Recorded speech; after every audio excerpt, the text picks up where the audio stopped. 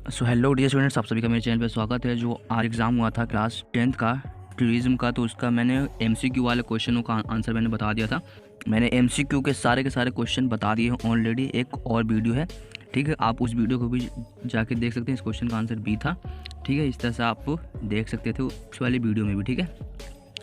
तो आपको इस वीडियो में मिलने वाला है आंसर, ठीक है। और आपको इस वीडियो में मिलेगा जो लॉन्ग क्वेश्चन थे उनके आंसर, ठीक है। तो आइए स्टार्ट कर लेते हैं। तो डियर स्टूडेंट्स देख लीजिए, आपका क्वेश्चन था इधर से स्टार्ट, क्वेश्चन नंबर 6 से था स्टार्ट, ठीक है। एक क्वेश्चन कितने मार्क्स का था? 2 मार्क्स का एक क्वेश्चन था। तो आइए हम प्रश्न नंबर 6 का उत्तर देख लेते हैं। तो ये होता है गैर मौखिक संचार। देख सकते हैं अधिकांश मौखिक संचार में वास्तव में अशाब्दिक संचार शामिल होता है।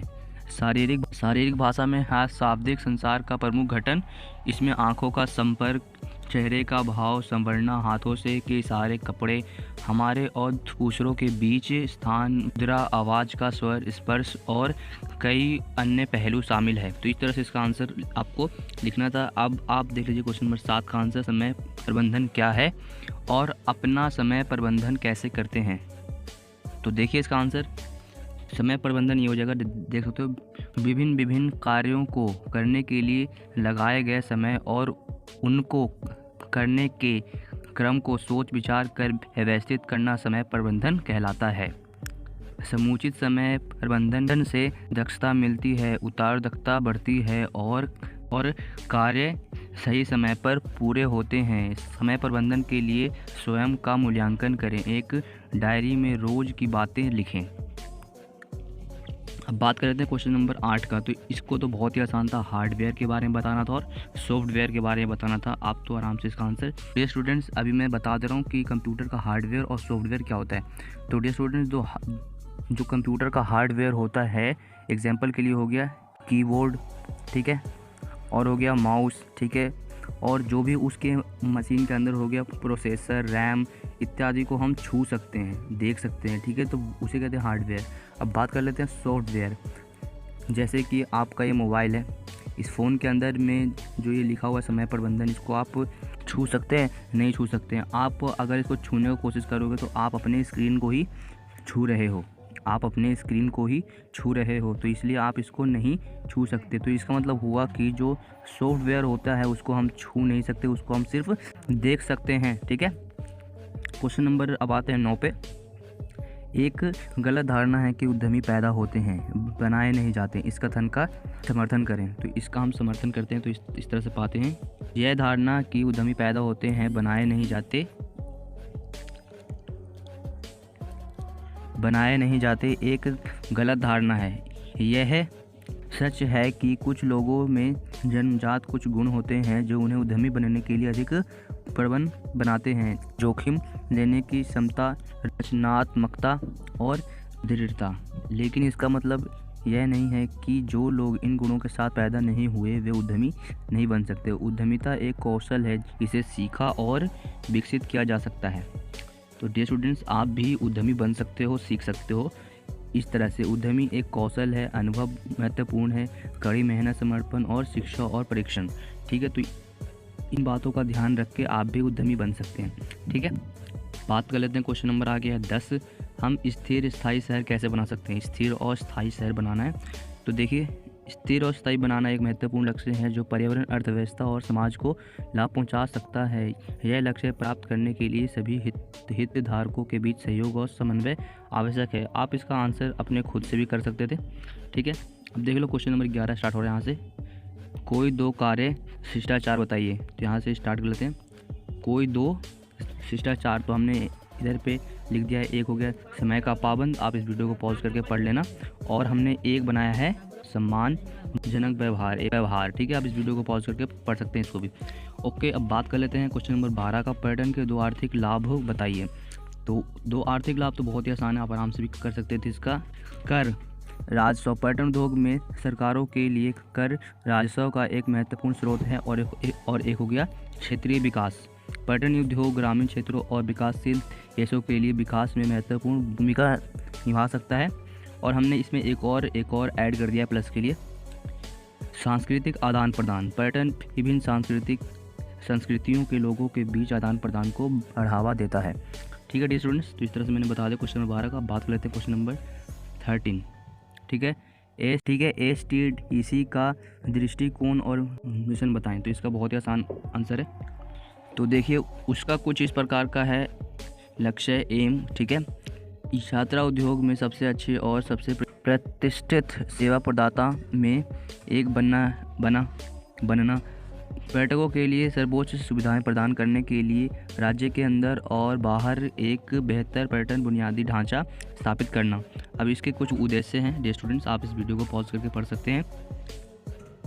पर्यटन परियोजनाओं और गतिविधियों की स्थापना, विकास और प्रचार करना, पर्यटन वाहनों का संचालन और रखरखाव रखना, पर्यटन सूचना ब्यूरो और केंद्रों की स्थापना और प्रबंधन देखना, पर्यटन प्रचार सामग्री का प्रकाशन एवं वितरण की व्यवस्था करना।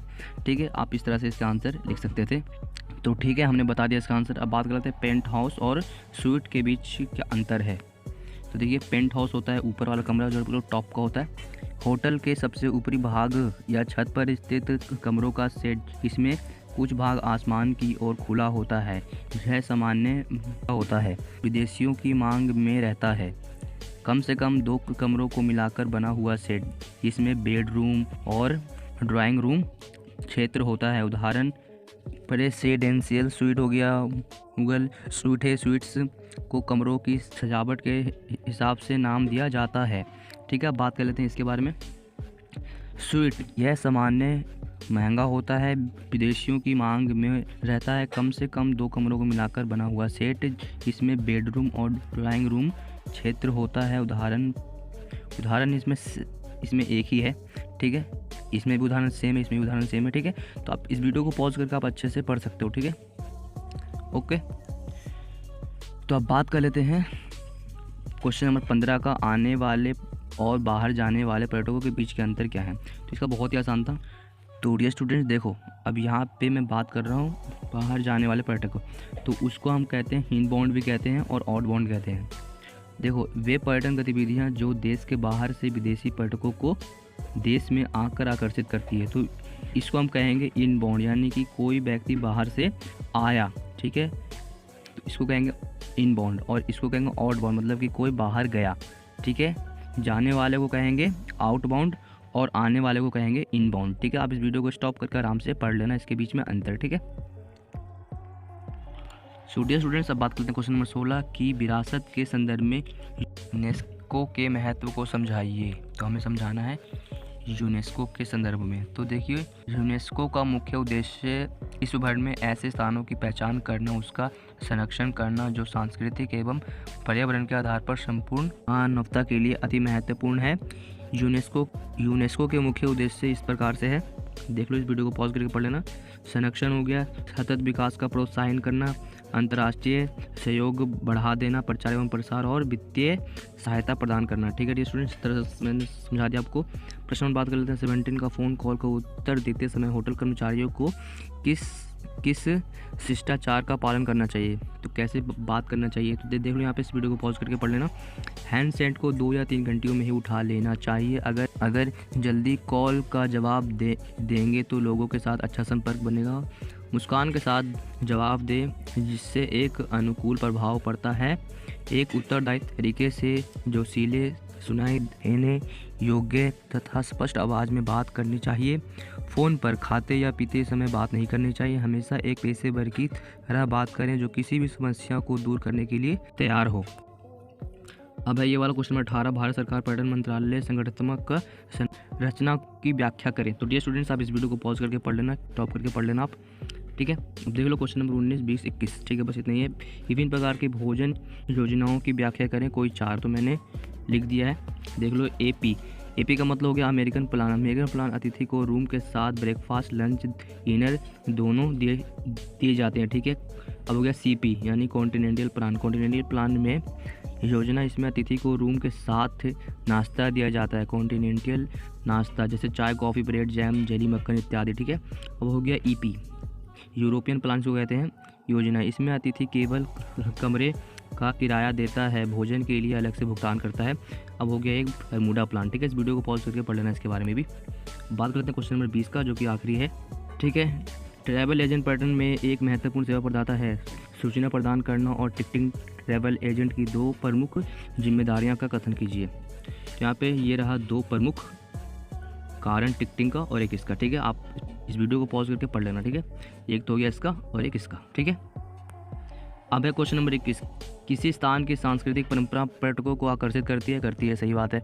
भारत के उपयुक्त उदाहरणों से इस कथन की पुष्टि करें। तो आइए करते हैं सत्य इस बात को।